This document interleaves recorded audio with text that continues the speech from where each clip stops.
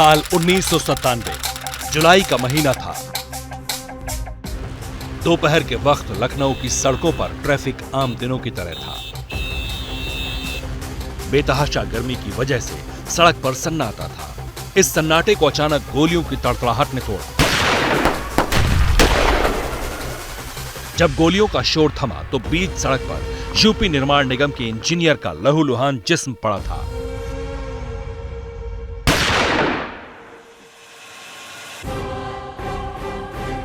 और UP police के गलियारे में एक नाम गूंज रहा था, गुड्डू मुस्लिम।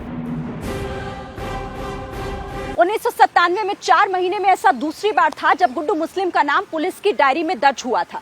7 मार्च 1997 में लखनऊ के ही एक स्कूल के टीचर की हत्या में भी गुड्डू मुस्लिम का नाम सामने आया था।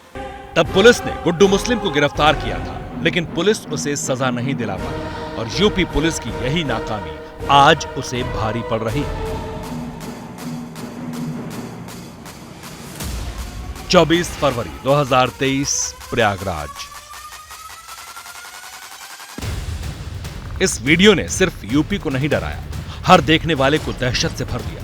उमेश पाल को मारने के लिए शूटर्स अंधाधुंध फायरिंग कर रहे थे और इस फायरिंग के बीच ये शख्स धुआंधार अंदाज में बमबाजी कर रहा था। यही वो गुड्डू मुस्लिम है जिसकी तलाश में पुलिस पिछले 54 दिनों से खाक छान रही है।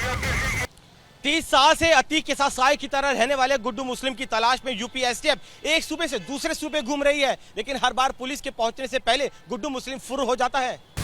गुड्डू मुस्लिम की तलाश में अब तक एसटीएफ ने मेरठ, अजमेर, झांसी, नासिक और कर्नाटक में घेरेबंदी की, लेकिन गुड्डू मुस्लिम पुलिस की पहुंच से दूर और सवालों के घेरे में है। पुलिस गुड्डू मुस्लिम को तलाश रही है, वहीं अतीक का गैंग भी गुड्डू मुस्लिम की खबर जुटा रहा है। इसकी वजह है मरने से पहले अशरफ के आखिरी लफ्ज।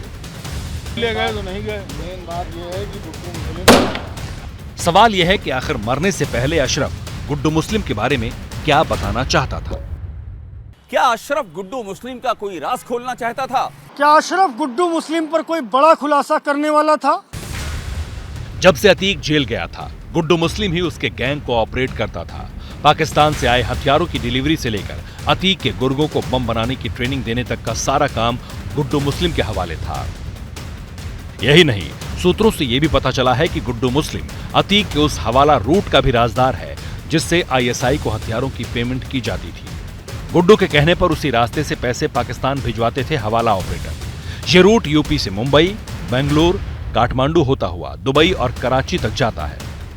यानी अतीक के बेशुमार राज गुड्डू मुस्लिम के पास हैं। गुड्डू मुस्लिम सबसे खतरनाक अपराधी है और पुराना प्रोफेशनल शूटर रहा है और एक बमबाज भी है, इसीलिए उसको जल्द से जल्द एप्रीहेंड करना आवश्यक है। गोरखपुर के एक केस में जिसमें इसके पास से नारकोटिक्स बरामद हुए थे, अतीक ने उसके बाद अपने लॉयर्स के माध्यम से इसकी हाई कोर्ट से जमानत कराई थी और तब से ये अतीक के साथ उसके वेपन्स लेके उसके साथ एज अ गनर चला करता था। लेकिन सूत्र बताते हैं कि आखिरी दिनों में अतीक और अशरफ गुड्डू मुस्लिम को लेकर खुश नहीं थे। सूत्रों के मुताबिक अतीक को शक था कि गुड्डू मुस्लिम गद्दार हो गया है। शक ये भी है कि असद के एनकाउंटर में गुड्डू मुस्लिम का हाथ हो सकता है। दरअसल जिस दिन असद का एनकाउंटर हुआ था उस दिन गुड्डू मुस्लिम की लोकेशन भी झांसी के आसपास थी। अतीक और अशरफ को शक था कि असद की खबर पुलिस को गुड्डू मुस्लिम ने ही दी थी। असद की मौत के बाद अतीक पूरी तरह टूट गया था। सूत्रों के मुताबिक उसने पुलिस की पूछताछ में अपने पाकिस्तानी कनेक्शन और गुड्डू मुस्लिम की पूरी जानकारी पुलिस को दे दी थी। गुड्डू को भी ये बात मालूम थी। गुड्डू को डर था कि अतीक और अशरफ ने जो जानकारी पुलिस को दी है उसके जरिए पुलिस उस तक पहुंच सकती है, इसलिए वो अंडरग्राउंड हो गया। इस बीच 15 मार्च को गुड्डू मुस्लिम का फोन ऑन हुआ। चंद सेकंड के लिए उसने किसी से व्हाट्सएप कॉल के जरिए बात की और फिर उसका फोन स्विच ऑफ हो गया। 15 अप्रैल को ही अतीक और अशरफ का मर्डर हुआ था। कहा जा रहा है कि गुड्डू मुस्लिम ने इस खबर की तस्दीक के लिए ही फोन किया था। तो क्या गुड्डू मुस्लिम ने अशरफ और अतीक की हत्या करवाई? क्या अशरफ और अतीक की हत्या की सुपारी गुड्डू मुस्लिम ने दी थी? सूत्रों के मुताबिक अतीक गैंग को मर्डर की साजिश का अंदेशा हो गया था। तभी मर्डर से ठीक पहले कॉलविन अस्पताल के गेट पर अतीक अहमद से मिलने उसका एक गुर्गा आया था। अतीक ने अपने उस गुर्गे को देखकर इशारा भी किया था।